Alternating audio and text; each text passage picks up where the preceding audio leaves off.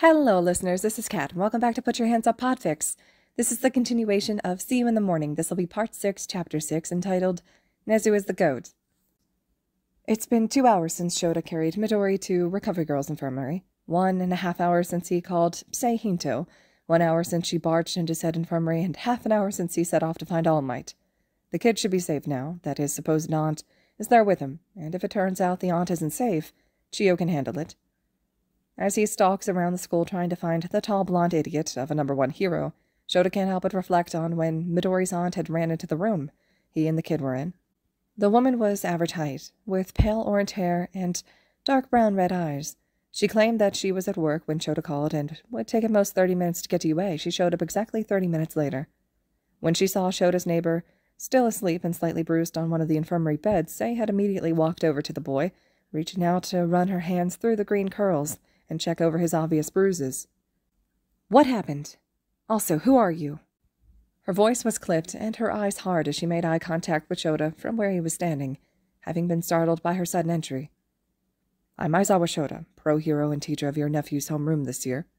She keeps eye contact, honestly reminding Shota of the kid when they first met that night. Just piercing eye contact, no emotions, just watching, waiting. "I'll be honest, I wasn't there when he was hurt. Though I was the one to bring him to the infirmary, I was waiting for you to arrive before I went to find out exactly what happened." Finally, the woman nods, breaking the hard eye contact, and Shota relaxes a bit. "Thank you. For getting him healed up, that is. He hasn't always had good experiences with school, from what he's told me, so if this is some ploy, you'll stop it. I don't want Izuku to be any more hurt than he has been." "I promise, Sei-san. I'm not planning on hurting Midoriya in any way. I want to help him." "Good." And with that, she sits down in the chair directly beside the student's bed. Shota takes the clear dismissal for what it is and makes his way out of the room to track down All Might. Which brings him to now, standing in front of Nezu's office, the only place he hasn't checked for All Might yet. He pushes the large door open with little effort and immediately tenses when he spots the man of the hour sitting across from his boss drinking tea. "Aizawa, is there something you needed from All Might or myself? You usually don't venture into my office unless you need something." "I need to speak with All Might about something that happened during his class last period with my homeroom students." At this, the blond man looked puzzled. Shota feels his blood start to heat up. Did not realize he was missing a student most of the class period. "The class went perfectly well, young Aizawa. What could you need to speak with me about?" "Midori Izuku. I found him—" "Oh, him. Yes, he did run off partway through the class, so emotional and fragile his kind. Actually, Nezu, as much as I've enjoyed our time together, this brings me back to why I came here today." This blonde idiot interrupted him, and Shota did not like how he talked about his teenage neighbor. So dismissive and a bit loathing. Don't tell him the #1 hero is a quirkist, and he left the kid in a class with him. "I don't believe young Midori is suited for the hero course. It must have been pure luck that he got into the school, let alone 1A. He's not suited for this life. I'd like you to move him out of the course." Is he fucking serious? Is he fucking serious? "During the exercise I planned for today's heroics class, young Midori insisted he participate, even while quirkless and without a partner, due to uneven numbers, even going so far as to make his classmates uncomfortable with his language while doing so. Then used completely underhanded tactics to cheat his way into winning his round, completely missing the point of the exercise. He then provoked young Bakugo, who I'm sure you've both noticed has so much potential to become an amazing hero. Finally, he walked right out of the class while we were going over the good and the bad of the round." An almost disappointed look appears on All Might's face, shaking his head from where he sits, sipping his tea. "I decided to leave it be, no use in him being there anyway, since I wanted to talk to you about moving him out of the hero course." "Are you fucking serious, Yagi?" He doesn't deserve to be called by his hero name, because the man sitting in front of Shota resembles more of a villain than a hero right now. He can't believe he left Midori with this man, let alone the rest of his class. "I found the kid having a severe panic attack in a hallway, covered in burns and bruises, and Recovery Girl said he had bruised bones." "Bruised bones, Yagi. He has to stay at the infirmary overnight." Shota doesn't know how to feel. His kid got hurt and so obviously discriminated against, while Shota had been relaxing in his office. He shouldn't have left the man to teach without supervision. He doesn't have a teacher's license or any teaching experience, and Shota knew that, but he still trusted the man to not fuck over his class. And now his little green-haired neighbor is hurt, and probably has so many more trust issues than what he already gathered, and from what his aunt had implied. The kid had been hurt by teachers in the past, and now not only had his heroics teacher hurt him, and said awful things to the kid's face in front of the entire class from the sounds of it, but the number one hero had said and done all these things. Fuck. He wants to beat All Might over the head with the chair that he's currently sitting on. It's the least that the quirkest asshole deserved. Well, the quirkless are more fragile, young Aizawa. It's no surprise he had a panic attack and got hurt while trying to keep up with his quirked classmates. Shota's about to attack the man, he swears. He'll never see the daylight again after Shota's done with him. Just as he starts to move toward his target, the commanding voice of his boss cuts in. Please, Aizawa, leave this to me. And he does, even if every fiber in him is screaming to hurt the blonde 10 times worse than he hurt his kid. Wait, since when was he calling Midori his kid? Shit, had he been doing this for long? Nomuri and Sashi were getting to him. Midori is not his kid. He has a family and an aunt. He is in no way Shota's. Toshinori, when I accepted you into UA's staff, I was under the impression that you thought everyone could be a hero. That is what you say all the time, isn't it? Well, yes, Nezu. Everyone can be a hero, but I don't see the relevance this has to my request to have young Midori removed from the hero course. Is this man stupid? Like, he knew the man was stupid, all buff, no brains, even before he was officially introduced to him, but this is a whole new level of dumb. I think it has every relevance, All Might. Is Midoriya not part of everyone that you believe can become heroes? Well, of course not, Nezu. He's hardly even human. The man falls silent, seeming to have caught himself, before saying any more, and from the look of horror on his features, seemed to realize who he was talking to. I'm not even human, All Might, and yet I'm a hero. I'm also your boss, and I believe it's time I reevaluate your stay within my school. We have a zero-tolerance policy for harassment and discrimination for both students and staff at UA, and you, All Might, have shown habits in both of those subjects. Nezu, are you implying that you're going to fire the number one hero? This is a hero school, and I think you should shut up and leave now, Toshinori. Your ranking won't get you anywhere here, and you are being fired. It was only a trial period anyways. Goodbye now. I would like to speak with Aizawa alone. Kami Shota might groan about his sadistic boss a lot, but he could just about kiss the rodent right now. Yagi stands up from his seat, face stony, and sets his teacup down harshly on the table before stomping out of the office. A moment of silence fills the office before Nezu sighs. Please sit down, Shota. I'm sure we'd both like to see what actually went down during All Might's class with 1A. And so they watched the footage. Midori, standing up for himself against his teacher, the number one hero no less, winning his round with an amazing tactic, and being attacked unprovoked by Bakugo after the round had finished. Ida helping his neighbor back to the observation room, only for All Might to completely ignore the teen's injuries, to call his win of the round technical at best, as well as a variety of other barely veiled insults. Partway through, Ida let go of Midori, and the kid walks out of the room altogether, All Might yelling after his student's shaking form. They follow his quick run down the empty halls of UA, honestly showed his surprise the kid can even move so well while injured and in the middle of a panic attack. It's concerning, like so many things seem to be with his neighbor. They watch the purple and green teens clash into each other, then Shinso trying to help the curled-up form of his neighbor before seeming to hear something from the shaking teen, nodding and running off to find Shota himself, he assumes. Well, that is worrying. I'm assuming Midori is okay now physically. Yes, he's in the infirmary for overnight watch. Chiyo and his aunt are in there with him now. An aunt, you say? What do you think of her so far? She seems fine. Was very worried about the kid when I called and got to UA as soon as possible. She also mentioned some concerning school experiences the kid has had. He apparently hasn't had good experiences in the past with teachers, which isn't a surprise, considering the statistics. At this, Shota sees anger flash in the rodent's eyes, more calm than with All Might, but they're all the same, burning. He knows his boss hasn't had great experiences with humans in general, so Midori's story probably sounds familiar to him. I'll have to look into his past schools, though a statement from Midori himself would be more beneficial. I'll also look into his aunt. You can never be too careful. Thank you, Nezu. Nonsense, Shota. Your student intrigues me. Did you know his written exam to enter UA was one of the highest we've ever had? He tied for the highest score with a past student of ours who had a mental enhancer quirk similar to a weak version of my own. At this, Shota's honestly shocked. He knew from interactions with Midori while drinking midnight coffee that the kid was smart, but for Nezu to be impressed, he almost shivers at the concept. That's quite the feat. Yes, it is. Now, I believe your student is about to wake up, and I've paperwork to get rid of, our dead weight to get started of. So off you go. With that, Shota makes his way out of Nezu's office and starts back to the infirmary. His kid will need all the support he can get. Izuku wakes up in stages. At first, he can just feel the stiff bed underneath him and a warm hand gripping his own. Slowly, sound filters in, though there's not much going on in the room he's currently in.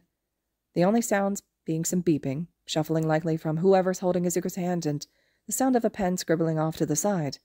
He takes a deep breath before opening his eyes to see where exactly he ended up and how much shit he might be in. Oh, Hinto is here. Oh, she doesn't look overly impressed. Izuku, I was so worried about you when I got a call from your sensei telling me you got hurt and had a severe panic attack. Are you okay? Oh, maybe she just is worried. She always was like this when he returned to work after having to call out due to injuries. She really is like a big sister. I'm fine, Hinto, really. I've healed worse, and the panic attack wasn't that bad. Besides, Aizawa helped me with it, and you remember him, right? He's the racer from my stories. At this, the woman's worried expression breaks with a snort, soon followed by cackling usually reserved for when she's pulled a prank on Sasha or another person. You mean to tell me that Aizawa, your teacher, is the man with the cat coffee mug? Izuku watches her shaking form with exasperation, waiting for her to stop. You said he was so kind. He looks like he'd spit on his grandma's grave, Izu. His badass reputation just went out the door. Izuku will admit it was kind of funny now that Hinto had pointed it out. I'm glad I could be so entertaining, Sei-san. Izuku whips his head around to look at the form of his neighbor standing in the doorway of what he's assuming is the school's infirmary. The man looks more tired than usual, and his expression is apathetic as ever, but his eyes glint with satisfaction. Satisfaction from what Izuku doesn't know, and he probably doesn't want to know. Eraser, I'm so sorry that you had to carry me all the way here. I could have walked. Kid, I wouldn't have made you walk. You were hurt, and you had just calmed down from a bad panic attack. The least I could have done was get you safely to recovery, girl. The least he could have done? That's more than anyone does. He's always been ignored when he had a panic attack at school, or worse, beaten while having one. Izuku doesn't understand, so he looks over at Hinto, because while she's quirkless as well, and has had bad experiences with those outside of the community, her parents were also both quirkless, and homeschooled her. Izuku knows she had a more normal childhood than he did, so maybe she can help make heads or tails of his neighbor's words. He's right, Izu. You should have never been in that situation, so his help was the minimum you deserved. Her brown eyes are looking into Izuku's green ones, trying to convey her honesty, before she seems to remember something and turns to his teacher. Which reminds me, can you tell me what happened now to result in my nephew's injuries? Oh, right. All Might. Guess his opinions hadn't changed much since the last time Izuku had saw him. Without thinking about it, Izuku starts to curl into himself. His instincts are screaming to hide or at least protect his weak points, such as his stomach, throat, and neck. He can't breathe. Why can't he breathe? Is that All Might he's hearing? Why is he here? Where is he? Oh, right. The roof. They're on the roof. All Might just showed him his skinny form a second ago and was answering a stupid question. Why did he ever think that All Might's answer would be anything but no? No is what everyone says to Izuku. He still can't breathe. Is he dying? About time his body gave up on living. Everyone thinks he should have died when he was diagnosed. All Might said no. He left him on a roof. Izuku remembers peering over the ledge. His shoes sat on the ground beside him in a neat pile. He remembers jumping. Wait. No, he didn't jump. That's not what happened. Izuku didn't jump. He knows that. He would never jump. With that, Izuku hears a voice, not All Might like he thought, speaking at him. Hey, Midori, I need you to breathe. Just follow my breathing. There's a sound of his teacher taking deep, even breaths from his right side, counting along with his demonstration. He wants Izuku to follow his breathing. Izuku takes a gasping breath in, almost choking on the air.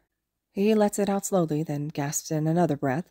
This goes on for a long minute, just Izuku following the sound of his neighbor's breaths and trying to calm down. All Might isn't here right now. Izuku's all right.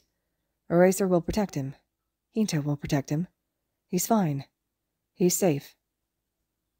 Feeling better, kid? He goes to speak, but his throat is sore from 2 panic attacks with only a couple hours between them, so he signs instead, his hands thankfully steady enough to do so. Yeah, thanks, Eraser. His teacher's face pinches with worry from what Izuku doesn't know, but the expression smooths out quickly enough, being replaced by a cautious and reassuring look. No problem, Midoriya. Are you okay if I ask you a few questions? Me and Nezu have already looked over the footage from the heroics class with all. Izuku can't help but tense at the use of the #1 hero's name, which his neighbor seems to notice. At Ground Beta. The teacher who was there no longer works here. Wait, what? What? His voice cracks painfully at the use. The teacher. He no longer works at UA. He showed obvious quirk discrimination as well as harassment while teaching today. I want to apologize for not being there to supervise, kid. That never should have happened. It's not your fault. Izuku decides to switch back to signing. No use killing his throat any more than he already has. It also gives him something to focus on other than his neighbor blowing his mind again like it's nothing. First saying that quirks are just tools, and it doesn't matter. And now saying All Might will no longer be teaching his class. Before he knows what's happening, Izuku has tears trailing down his face, and he's trying to wipe them away before Hinto or Aizawa can notice. Tears are just asking to get hurt. Even if he doesn't think Aizawa would do that, and he knows Hinto would never do that, no one in the community would ever hurt him. It's hard to kick instincts, especially ones that were beat into you for years. Hey, you're okay, Izu, you're okay. He lets himself get pulled into a hug from Hinto, Aizawa just watching from his other side looking tired. Finally, after a couple of minutes, Hinto lets him go, and he starts to feel really drowsy. Hopefully he can head home soon and just go to bed. He feels like he could sleep for a week right now. When can I go home? The signed question is directed at his neighbor, who shakes his head. Not until tomorrow. Recovery Girl wants to keep you overnight for observation. She couldn't heal everything the first go because you didn't have enough energy for her quirk. The drowsiness gets shoved to the side, Izuku's posture becoming alert as he looks over at Hinto. I don't want to stay here overnight. I might trust my neighbor, but I do not trust anyone else. Please, I want to go home. Tell him you want to take me home and that I'll be okay. Please, boss. All this is signed in a variation of ASL and JSL, which has been adapted and changed into a non-verbal language used solely by the quirkless community and Blue Stars. It's usually called shorthand, or alter tongue, when referencing the language. It was actually one of the first things he learned after being introduced to his community. Boss is Hinto's AT sign name. It's perfect for situations like this where they don't want non-community members knowing what they're saying. Okay, Little. Little is his AT sign name, much to his displeasure, a gift from Hinto's cousin, Fuwashi. Sorry, Aizawa, I don't feel comfortable leaving Izuku here overnight. I never met any of the staff here except for you, and one is the reason my nephew is in the infirmary in the first place, so you'll understand my hesitance to let him stay here by himself with only the staff to watch over him. I'd much prefer to take him home with me. My cousin who lives with us part-time is trained in the medical field, so Izuku would be perfectly cared for at home with us. Izuku aspires to be as smooth as Hinto one day at coming up with an excuse, especially the ease of which she blends the truth with lies. I understand your sentiments, Sei-san, but that should be fine, Sei-san, as long as he gets a lot of sleep and comes to see me first thing tomorrow before morning classes. Izuku notices the angry look that his neighbor shoots Recovery Girl for interrupting as well as contradicting him. But Izuku honestly can't bring himself to care. He's just glad he gets to go home. Perfect. Thank you, Recovery Girl. I'll be sure he gets plenty of sleep and comes to see you first thing. With that, the red-headed woman stands up and collects her purse. Izuku quickly follows her lead, slipping off of the infirmary bed and scooting past the frozen form of his homeroom teacher, who was still glaring at Recovery Girl. Thank you so much for the care, Recovery Girl-san. With both him and Hinto bowing to the doctor, they swiftly make their way out of the room, and then the building itself. Why did you do that? Shota's mad. He didn't want the kid to go home. Shota had been planning on staying to watch over him and keep him company during his overnight stay, but he also needed to ask him a few questions while his aunt wasn't there, both about All Might's discriminatory behavior, as well as trying to check and see if they can trust his aunt. But then the two had a conversation in a language Shota couldn't place and couldn't understand. The kid's facial expression was bordering on desperate, and Sei-san's expression had smoothed out while watching the kid sign in the unknown language. More questions, but first... That child did not want to be here. It would have done more damage to force him to stay, where he obviously didn't feel safe or comfortable. I know you're worried for the kid, but it would have done more damage to the budding trust between you two to force him to stay here overnight. At that, Shota can't argue. He just wants the kid safe. You're right. Sorry, Chio. It's fine, dear. I know you're just worried about your kid. He's not my kid. You need to stop hanging out with Nomuri. The woman just laughs at Shota's words, and he decides he's not going to take such treatment. He'd rather head home, too, and cuddle his husband before patrol. Good thing he hadn't canceled it yet, he guesses. Shota can't help but hope to spot the kid later, even though he wants the kid to get enough sleep. He just wants to see the kid safe and sound. He leaves UA for the day, time for cuddles and to vent to his wonderful husband while petting the cats. All right, listeners, this concludes Chapter 6 of See You in the Morning. Chapter 7 will be next. Please let me know your thoughts and reactions to this one, and as always, thank you so much for listening.